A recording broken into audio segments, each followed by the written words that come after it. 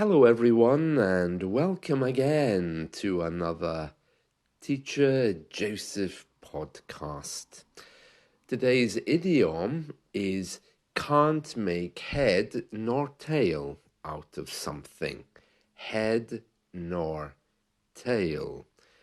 And this idiom comes from coin tossing.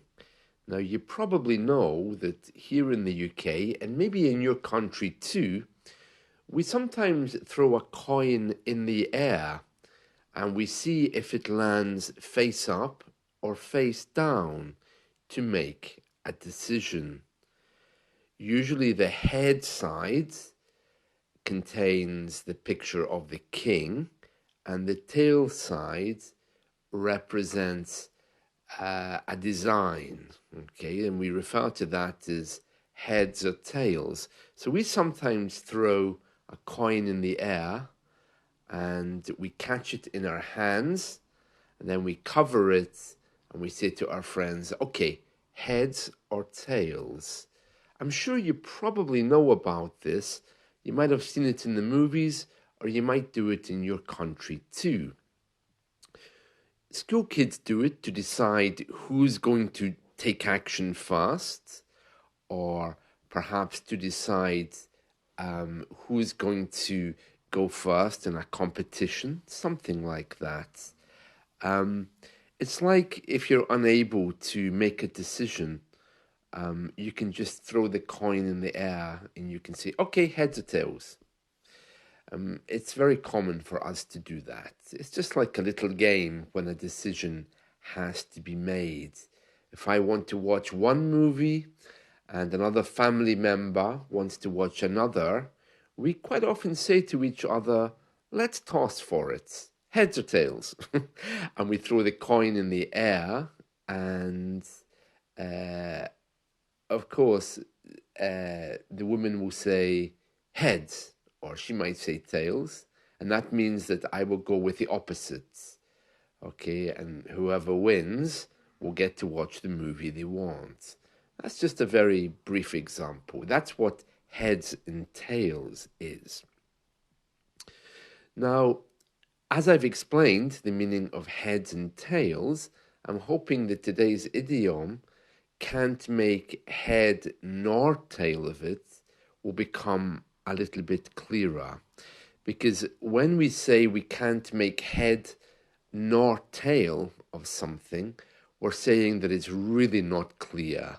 It's something which is just without logic or without any kind of understanding.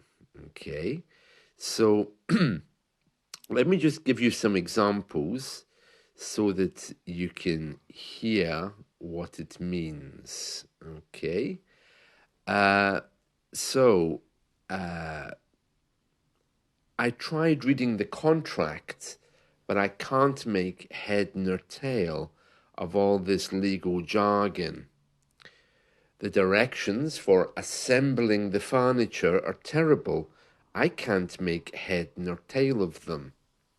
And personally speaking, I can't make head nor tail of how the remote control works on the TV. I have 3 remote controls for this thing, and I can't make head nor tail of it. I just press whatever button I can find to make it work.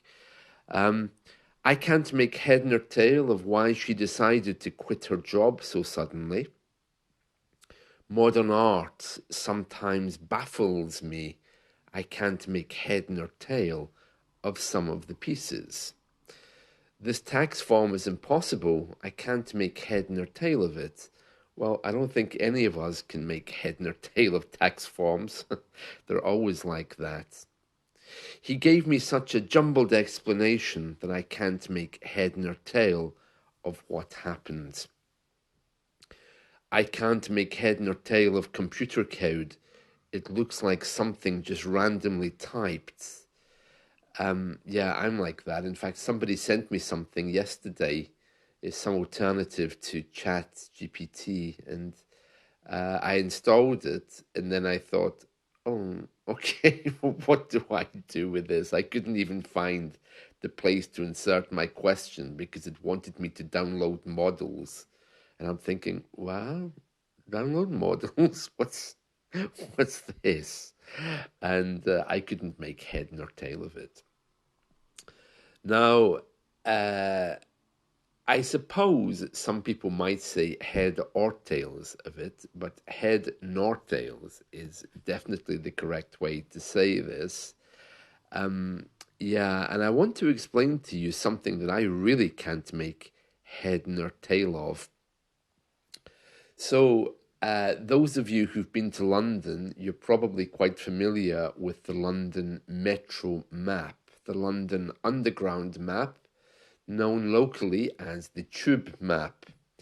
Well, what you might not know is that on that map, there are little lines on there which are for the London Overground. So you have the Underground, which of course is all about the metro, and some of those are open, some of those aren't underground. They come out, don't they?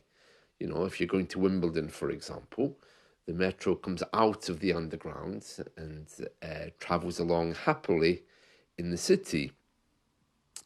But of course, our metro maps also contain overground trains. And the overground trains are the ones that are not associated with the metro. So you can see those in a very faded way on the metro map. It doesn't contain all of them, I think, but it has some of them. Now, the overground, which is the main train system around London, which is not associated with the underground, it's being rebranded. And it's being rebranded so that it looks like the underground. It will have separate lines and it'll be put into separate areas with different colors to make it clearer. So as a result, they've produced a map for both the underground and overground. Now, they're saying this is to make traveling easier around London.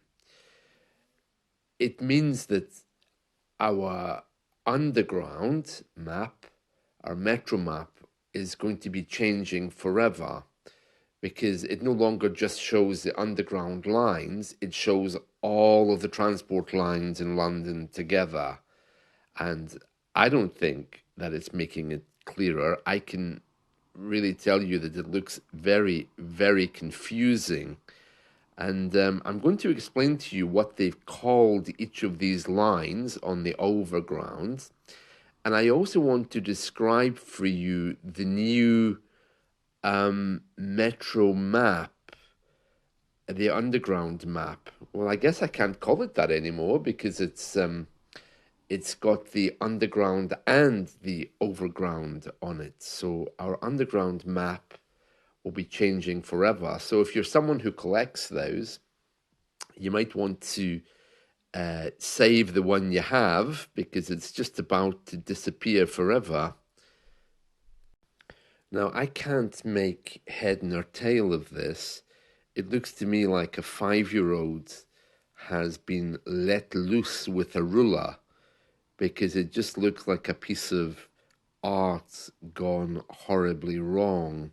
I suppose we could think of it as a piece of modern art, but it looks awful. It has lines all over the place and it's very, very confusing. You'd need to have really good eyesight to use this thing to know where you're going. But I suppose these days our telephones will do that for us. Having said that, though, they don't allow a Wi-Fi signal on the metro system, so you need to download a program that works offline if you're traveling on the metro in London, because when it's underground, you can't get any signal. But looking at this map, it's absolutely frightening. It's not clear to me at a glance what's underground, what's overground. Oh dear, it's ghastly, absolutely ghastly. Anyway, I want to tell you about the new line names. So, just to recap, the Overground is being rebranded to resemble the Underground. So, the Overground now will have different sections to make it look the same as the Underground with different line colors, etc.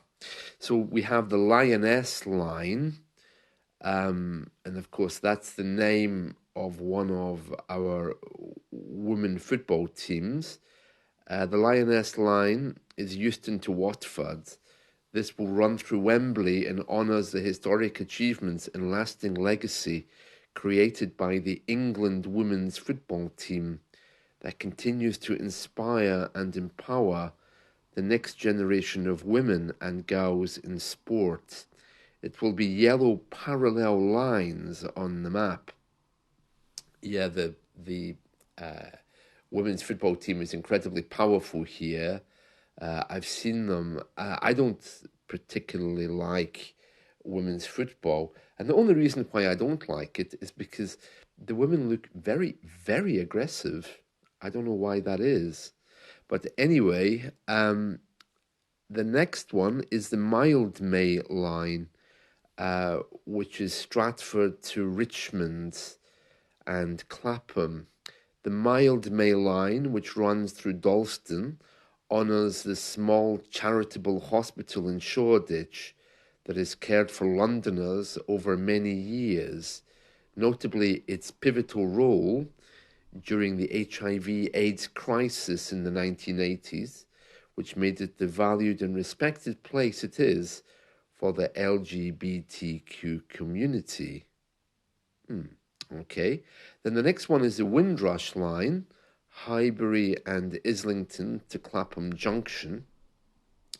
The Windrush line runs through areas with strong ties to Caribbean communities in London, such as Dalston Junction, Peckham Rye in West Croydon, and it honours the Windrush generation. Yeah, the Windrush generation was a group of Caribbean people who were asked to come to London in the UK to help build up the city after the war. I think not just London, I think they were sent to the UK, and in exchange they were promised free settlement, and also they were promised a new life in the UK. And many of them came, and they, of course, integrated into our society, which is great. But then our government, about, I think, 5 or 6 years ago, made a massive error and started sending them letters to demand that they leave the country. So you can imagine that created a strong political problem. But it did bring to light the Windrush people, because many of us hadn't heard of it before, and the government was shamed into making apologies. Apparently, what happened is many of the Windrush generation, they had never been documented. They were just told, come, you can have a new life, but the government didn't keep records of them anywhere.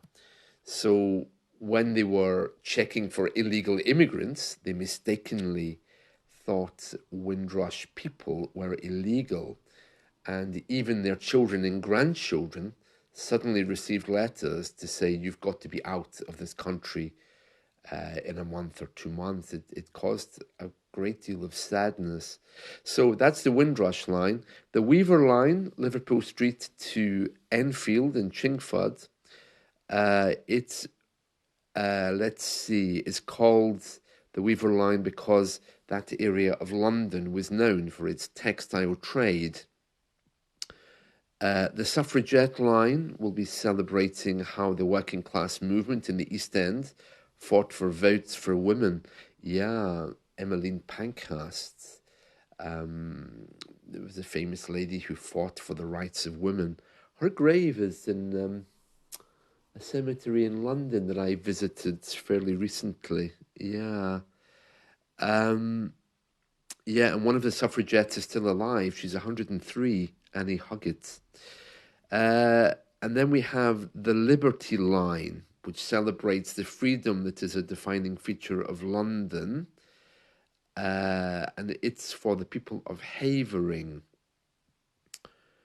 I'm not sure exactly why the Liberty Line is called that. It doesn't really say very much about it, except that it celebrates the freedom that's a defining feature of London, and it'll be coloured grey on the map. The saying that Transport for London is engaging with Londoners to make sure they're all happy with this. And I'm not clear on exactly whether this map has been launched yet or whether it's coming in the near future, but it looks hellish, I have to say. Oh dear. Just a glance at it makes me want to run a mile. To run a mile just means to run away from something, but I can't make head nor tail of it. So there we are. That's the news from London today. This London Underground map is going to include the overground trains as well. So it's basically going to be a transport map in the future. It's unclear whether the old map will exist still. It doesn't look like it will. And the overground is going to be split into different sections. If you get the chance today, do listen to a song called Warwick Avenue by Duffy.